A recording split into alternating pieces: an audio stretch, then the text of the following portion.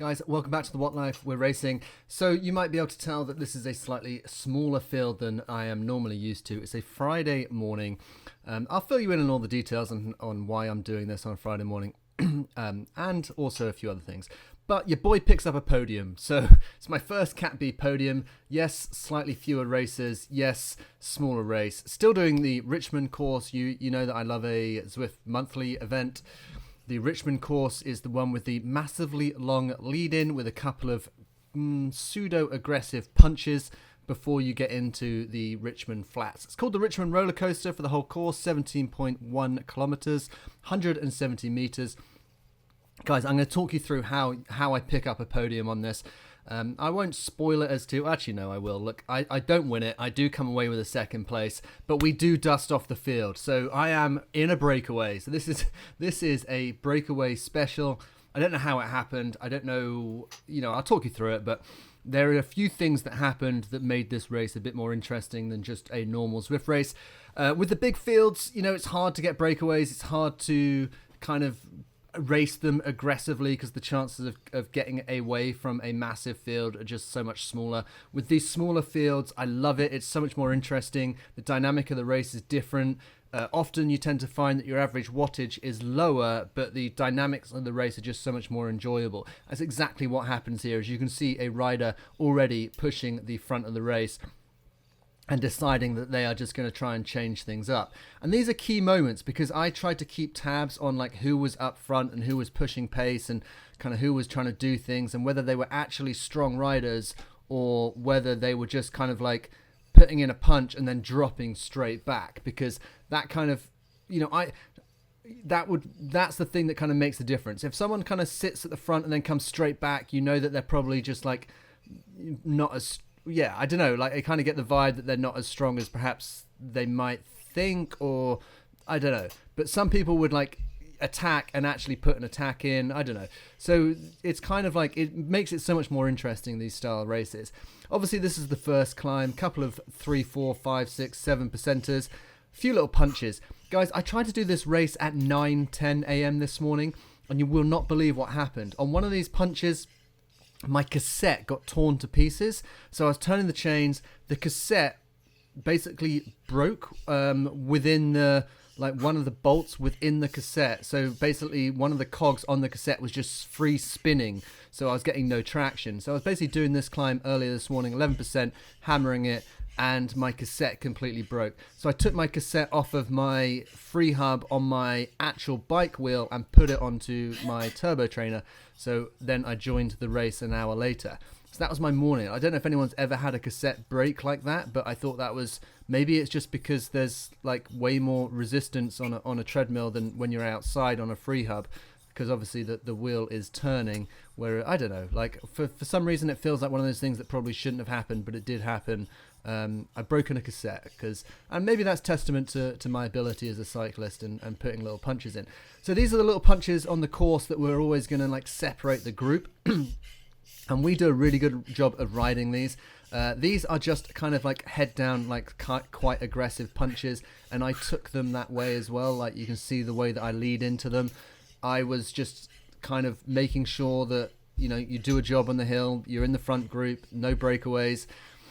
And when I did this at 9 a.m., it was actually like a very casual group and we hit these hills hard. By this point, this is the point when actually my cassette broke on the first race. But we'd hit these hard and then we'd kind of relax. This race felt a bit different. It felt like people were like attacking and pushing, and it felt like it was going to be a harder race than the one I'd previously entered that I didn't get to finish. Because you can see how people are always like riding off the front and pushing a little bit harder.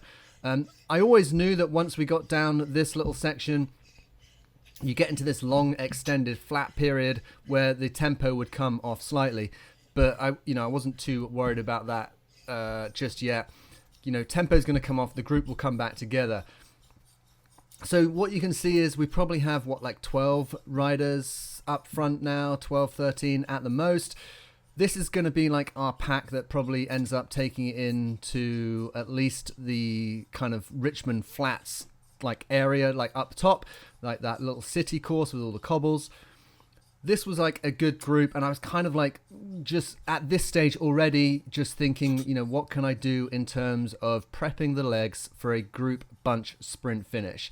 That was kind of my thoughts, like, with 12, 13 people, do I stand half a chance of getting on a podium? Like, it's hard to say because you don't know the type of riders that you're with, but at least, it's better being in a bunch sprint with 12 people than it is with 45 people, because obviously you just got a little bit more of a chance, even just statistically. That's basically what I was thinking. But you can still see that a couple of guys push the group a little bit, even though our watts are nice and low. But there is this one long extended climb coming up, and this is going to be like the last climb of the lead-in. I'll also add that if you just check out the mini-map at the top, we have a few riders that manage to ride back onto the group. So our group of 12 ends up being a group of 13. I think maybe one more comes on before we get to this long extended climb, which, I mean, I say long, it's, a couple of maybe 120 seconds, minute and a half to 2 minutes. I wasn't really paying any attention. I was just trying to cycle as hard as I could for that period. But you'll see in a sec when that comes up, just kind of that extended climb. And I kind of had a feeling that maybe that would break the group up a little bit again, and we might drop one or two riders. So I always wanted to make sure that I rode that section reasonably hard as well. And anyone that's done this course will know that, you get the first little punch, you get the second punch, and this third punch is a little bit longer, so don't go too hard, don't hit it too hard initially, just try and ride it up with the front group, and do what you can to stay with the pack, and just make sure you come off the top, at least in that lead group. So that was my plan, and here we go. It kind of ramps up a little bit, I think we end up 5, 6, 7% maybe. It's longer than you think. I also paid very much, a lot of attention to this guy that sat in front of me now on the pink Tron bike. I think his name is Bjorn. He took the bull by the horns, and he's been doing that all, for the start of the race. He was kind of doing this quite a lot. I paid really good attention to this because I was like, okay, he's kind of punching this climb a little bit. I'm in no way able to kind of punch harder than he can, but I can just about hold on to him. So I kind of made the decision, this is going to be interesting, guys. Someone's trying to change the dynamic of the race and just push a little bit harder. I'm happy that someone might want to try and break this group up.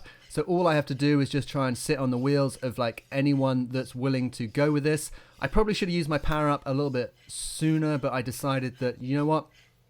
I'm actually reasonably comfortable holding on. There's a group of what looks like, at least 7 or 8 of us. Check out on the mini-map, maybe a couple of riders have fallen off the group. That's all good. Bjorn's had his turn, so he's done. He put in a good kick.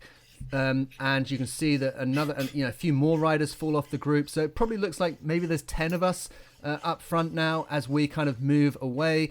We've bunched back up. I realized that I actually don't need to try and hold the front or push the front. We've made a separation. All I need to do is just kind of hold the group, drop the power up, use that. Stay in the group, make it right off the top, make sure I'm still in it. And look, there goes Bjorn again.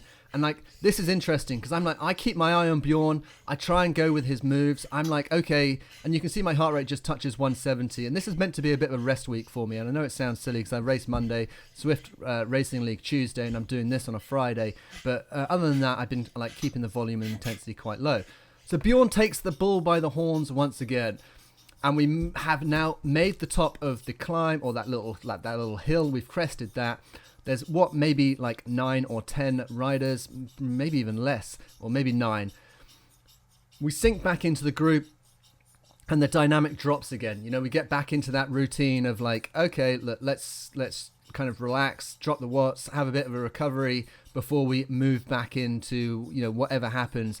And at this point, I'm kind of thinking that it's going to end up being bunch sprint with 9 riders, and I was okay, that's quite good. Let's kind of just keep it nice and chill, keep the cadence nice and high, relax the legs a little bit. But then I kind of get this feeling that Bjorn on his pink Tron bike keeps just I don't know, I had this feeling that he was going to do something. And lo and behold, that kind of comes to fruition in a second, and you'll see it.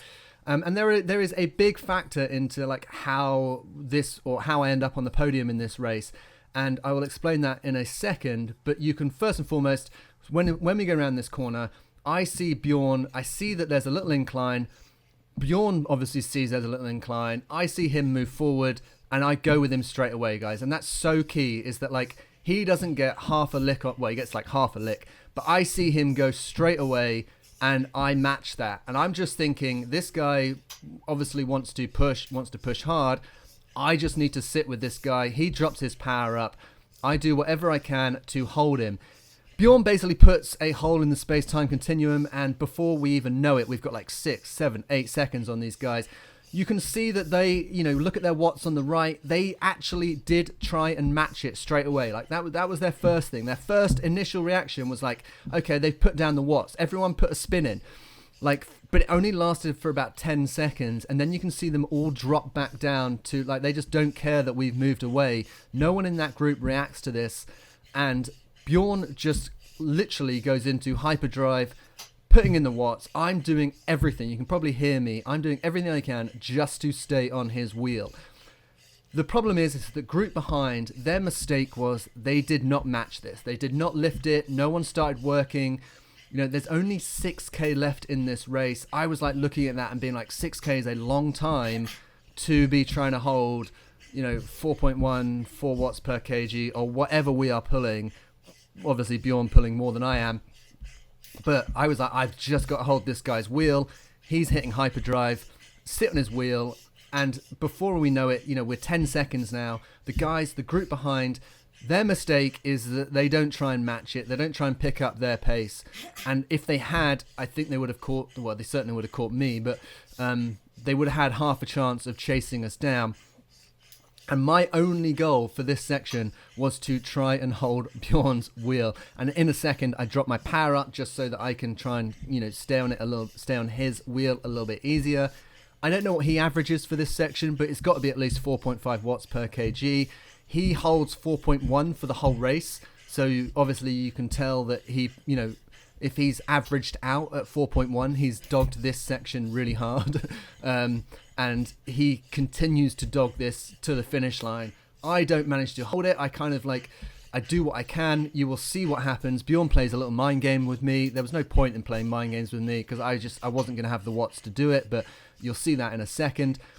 I just try and hold his wheel for as best as I can, hit my power up just to try and stay on his draft a little bit as we go under the arch. And with 5k left, I'm kind of thinking there's half a chance these guys, if they put the effort in, could catch us. But somehow we have put 21 seconds into them just by going on a super hard attack that they just did not cover. They didn't cover it. They didn't up their pace. No one decided to like ride the front of their group and push it. No one dived into chat to being like, hey guys, let's up it a little bit. You know, there were a few little kicks from the group behind, but for the best part, they just seemed to kind of like not worry about it too much. And you see them, you know, we cross paths there. You see them pass us the other way on the thing. I think that might have spurred them a little bit to be like, okay, look, there's these two riders off front who seem to be riding quite well. And they probably thought I was better than I am because, you know, my goal here, you know, I am in no way able to pull at the front of this. I am literally tearing my legs off just to hold this wheel. But that's kind of what I was kind of all I really needed to do. And this is the best bit because I think Bjorn has enough of it. He's like, okay, he's put his work in. He's, you know, holding like easily like maybe 4.2, 4.5 watts. And he's like, okay, he then decides, and I knew this was going to happen. He decides to drop off the front and sit on my wheel. I'm pulling like a paltry, like 3.7, 3.8 maybe. You know, and I know that basically he's doing this to rest and recover because he's going to attack me. So I knew this was coming, guys. This was no surprise to me. I try and at least put a bit of a kick in, like a little bit of what I've got left in. And I'm not trying to like play mind games here. I've just got nothing left. All I'm trying to do is make sure that that 22-second gap or the 20-second gap between us and the chasing group doesn't dwindle within the last 3k of this race. I 100% knew Bjorn has basically dropped to my wheel because he's recovering and then he's going to dust me off as well. I knew this was going to happen. So we go around this corner and this is exactly the same place where he put the kick in that dusted the group off. And lo and behold, little incline ramps up in a second. I think it's this corner. Little incline ramps up.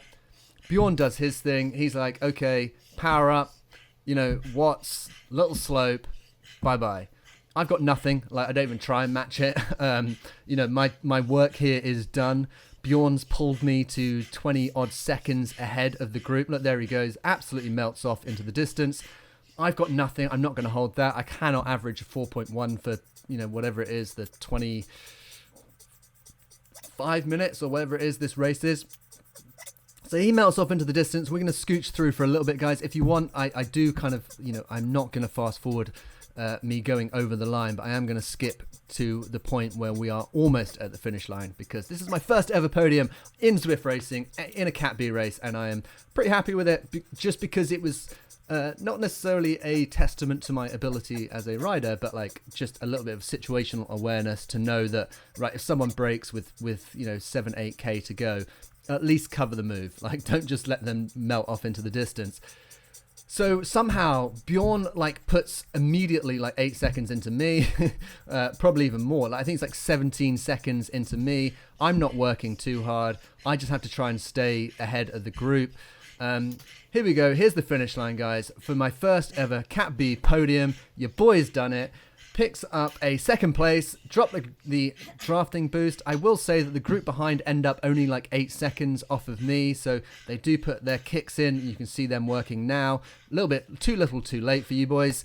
There we go. Cat B, second place. The What Life.